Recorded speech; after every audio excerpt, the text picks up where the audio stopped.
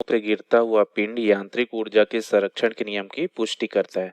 तो देखिए दोस्तों, इस प्रश्न में हमको समझना पड़ेगा मुक्त रूप से गिरता हुआ पिंड। ठीक है, मुक्त रूप से गिरता हुआ पिंड कब बोलते हैं दोस्तों? जब कोई वस्तु पृथ्वी के गुरुत्व के अधीन गति करती है। ठीक है, पृथ्वी के गुरुत्व के अधीन गति करती है ना? तो इसको हम लोग क्या बोलते हैं दोस्तों? मुक्त रूप से गति। ये क्या कहलाता है? मुक्त रूप से गति। तो क्या होता है दोस्तों, पृथ्वी जो है अपने गुरुत्वीय बल कारण वस्तु को अपनी ओर खींचती है, तो जिसकी वजह से वस्तु क्या है, पृथ्वी से नीचे आता है दोस्तों। ठीक है, तो इसी को बोलते हैं मुक्त रूप से गिरता हुआ पिंड। अब यहाँ पर बोला है दोस्तों, ये जो मुक्त रूप से गिरता हुआ पिंड है, यांत्रिक ऊर्जा संरक्षण के नियम की पुष्टि करता है, ये हमको सिद्ध करना है। तो देखिए, इसके लिए हमको यांत्रिक ऊर्जा संरक्षण का नियम क्या होता है ये जानना पड़ेगा। ठीक है, यांत्रिक ऊर्जा संरक्षण नियम, तो इसको समझते हैं दोस्तों, ये क्या होता है? तो देखिए दोस्तों, किसी भी संरक्षी बलों के लिए स्थितिज ऊर्जा है धन गतिज ऊर्जा, इन दोनों का योग क्या होता है दोस्तों? एक नियत होता है। ठीक है, नियतांक बोल सकते हैं, कि नियत हमको मिलता है। किसी भी संरक्षी बलों के लिए स्थितिज ऊर्जा और गतिज ऊर्जा का योग हमेशा एक नियत होता है। इसी को बोला जाता है यांत्रिक ऊर्जा संरक्षण का नियम। अब देखिए, संरक्षी बल हम किसको बोलते हैं दोस्तों? संरक्षी बल क्या होता है? संरक्षी बल जो होता है, जिसके लिए क्या होता है दोस्तों, इन बलों का जो परिमाण है ना, पथ पर निर्भर नहीं करता दोस्तों। ठीक है, पथ पर निर्भर नहीं करता है, बल्कि वह प्रारंभिक और अंतिम स्थिति पर निर्भर करता है। ठीक है दोस्तों, तो इसी को बोलते हैं संरक्षी बल दोस्तों। ठीक है, संरक्षी बलों में जो होता है ना, जो भी बल का जो परिमाण मिलता है ना, वो वस्तु के जो पथ तय किया दोस्तों, किसी वस्तु पर जब बल लगेगा तो विस्थापन होगा दोस्तों। तो जो विस्थापन होने के लिए जो पथ तय किया है ना, वो पथ पर निर्भर नहीं करता, वस्तु का जो प्रारंभिक स्थिति क्या है और अंतिम स्थिति क्या हुआ, इस पर निर्भर करता है। ठीक है, तो इसको संरक्षी बल बोलते हैं। तो जैसे अगर इसका उदाहरण हम देखना चाहें तो क्या होता है, जैसे हमारा जो गुरुत्वीय बल है। ठीक है, गुरुत्वीय बल क्या है दोस्तों? एक क्या है? संरक्षी बल है। ठीक है, तो अब देखिए दोस्तों, इसको हमको सिद्ध करना है कि यांत्रिक ऊर्जा संरक्षण के नियम, ये जो मुक्त रूप से गिरता हुआ पिंड किस तरह से करता है, इसको सिद्ध करने के लिए आइए पहले मैं एक चित्र बना लेता हूँ। ये देखिए दोस्तों, यहाँ पर मैंने चित्र बनाया है। देखिए, ये मान लेते हैं कि हमारा क्या है, पृथ्वी की सतह है। ठीक है दोस्तों, और ये पृथ्वी से देखिए एच ऊंचाई पर ये एक वस्तु रखी है। ठीक है, एच ऊंचाई पर ए बिंदु पर एक कोई भी एक गोलाकार, मैंने यहाँ एक वस्तु ले लिया है, ये रखी है। ठीक है दोस्तों, अब देखिए जब ये वस्तु जो है ऊपर से नीचे आती है दोस्तों, ठीक है, जब मुक्त रूप से गिरती है, मतलब पृथ्वी के गुरुत्व बल की वजह से नीचे की ओर खींचती है दोस्तों, है ना, खींची चली आती है आकर्षण बल लगने की वजह से। तो ये जब नीचे आता है तो मान लेते हैं कि एक्स दूरी पर ये बिंदु बी स्थिति में आया है। ठीक है, तो अगर हम पृथ्वी सतह से ऊंचाई देखेंगे तो क्या हो जाएगा, h माइनस एक्स दूरी हो जाएगा दोस्तों। ठीक है, फिर कुछ समय बाद वो देखिए पृथ्वी की सतह पर आ जाता है, इसको मैंने सी बिंदु ले लिया। ठीक है, तो अब देखते हैं दोस्तों, ये जो तीन बिंदु मिला है, इस पर हम लोग स्थितिज ऊर्जा और गतिज ऊर्जा का योग देखते हैं। ठीक है, अगर दोनों नियत मिलता है तो हमारा ये सिद्ध हो जाएगा दोस्तों। ठीक है, तो पहले हम लोग देखते हैं बिंदु ए पर। बिंदु ए पर क्या मिलता है, देखिए जब ये बिंदु ए पर है दोस्तों, ठीक है, तो पृथ्वी से देखिए एच ऊंचाई पर स्थित है। ठीक है, तो यहाँ पर स्थितिज ऊर्जा हमको क्या मिलेगी दोस्तों? स्थितिज ऊर्जा क्या मिल जाएगी? स्थितिज ऊर्जा का सूत्र क्या हो जाएगा? mgh, है ना। m क्या बताएगा? उस वस्तु का द्रव्यमान है, g हमारा गुरुत्वीय त्वरण है, h पृथ्वी सतह से ऊंचाई। ठीक है, और यहाँ पर हम गतिज ऊर्जा क्या है दोस्तों, बताइए।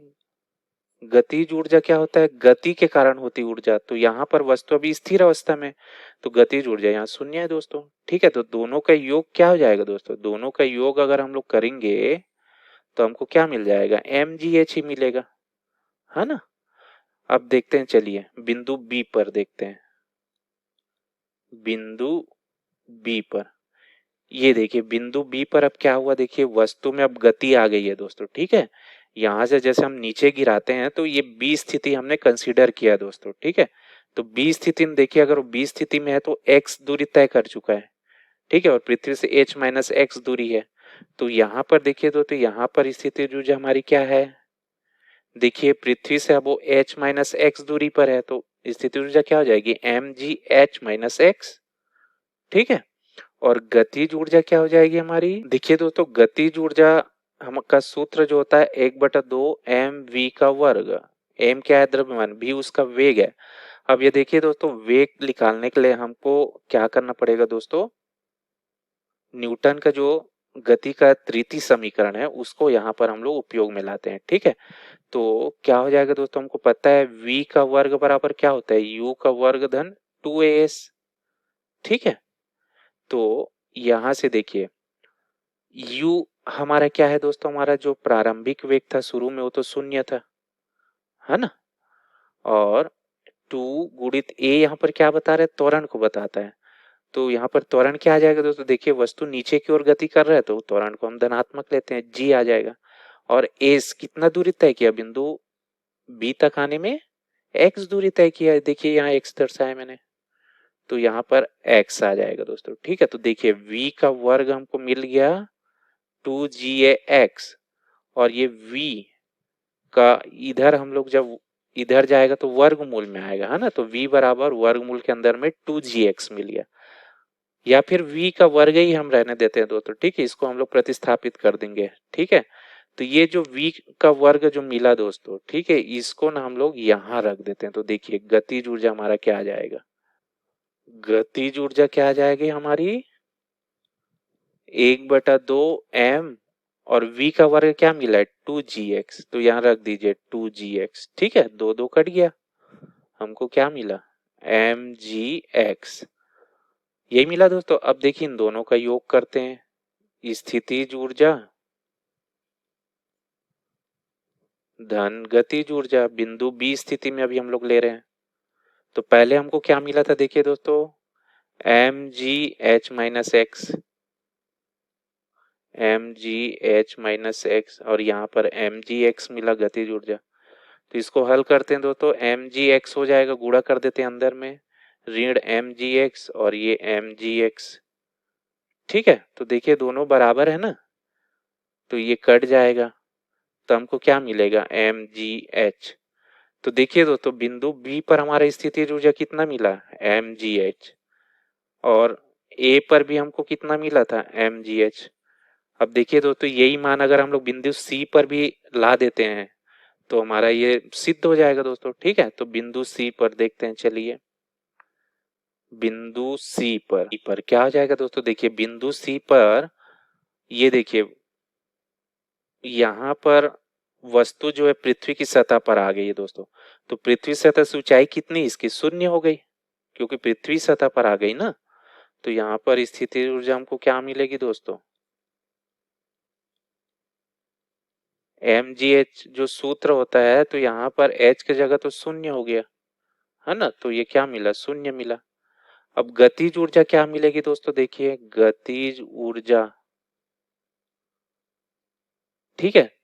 तो गतिज ऊर्जा का सूत्र क्या होता है दोस्तों, 1/2 एम वी का वर्ग होता है ना, ये सूत्र होता है। एम द्रव्यमान वस्तु का, वी वस्तु का वेग है। तो अब देखिए वी का वर्ग हम लोग फिर यहाँ पर देखिए दोस्तों, न्यूटन का जो ना गति का तृतीय समीकरण क्या होता है, वी का वर्ग बराबर यू का वर्ग 2s, है ना, इसको उपयोग करेंगे। तो देखिए दोस्तों वी का वर्ग, प्रारंभिक वेग हमारा जब शुरू ऊपर ए बिंदु पर था तो शून्य था दोस्तों, ठीक है। 2a हमारा क्या है यहाँ पर g होता है दोस्तों, ठीक है। और s कितना अब आएगा दोस्तों, यहाँ से देखिए s हमारा कितना आ जाएगा, अब देखिए h दूरी तय किया ना, यहाँ से लेकर पूरा यहाँ तक कितना h दूरी तय किया, तो क्या आ जाएगा दोस्तों, यहाँ पर हमारा h आ जाएगा, ठीक है। तो v का वर्ग क्या मिला 2gh। अब इस मान को हम लोग यहाँ पर रख देंगे दोस्तों, तो क्या मिलेगी, देखिए गतिज ऊर्जा हमारा क्या मिल जाएगा, गतिज ऊर्जा क्या मिलेगी दोस्तों हमारा 1/2 एम वी के जगह रख देते हैं 2GH। तो देखिए दो दो कट गया, तो हमको क्या मिला दोस्तों, देखिए mgh, तो तीनों ही कंडीशन में देखिए दोस्तों क्या मिला, स्थिति ऊर्जा गतिज ऊर्जा का योग हमको mgh ही मिल रहा है, यहाँ भी mgh मिला और यहाँ भी mgh मिला। तो इस तरह से क्या हुआ दोस्तों, ये यांत्रिक ऊर्जा संरक्षण का नियम क्या होता है, सिद्ध होता है दोस्तों। ठीक है, धन्यवाद।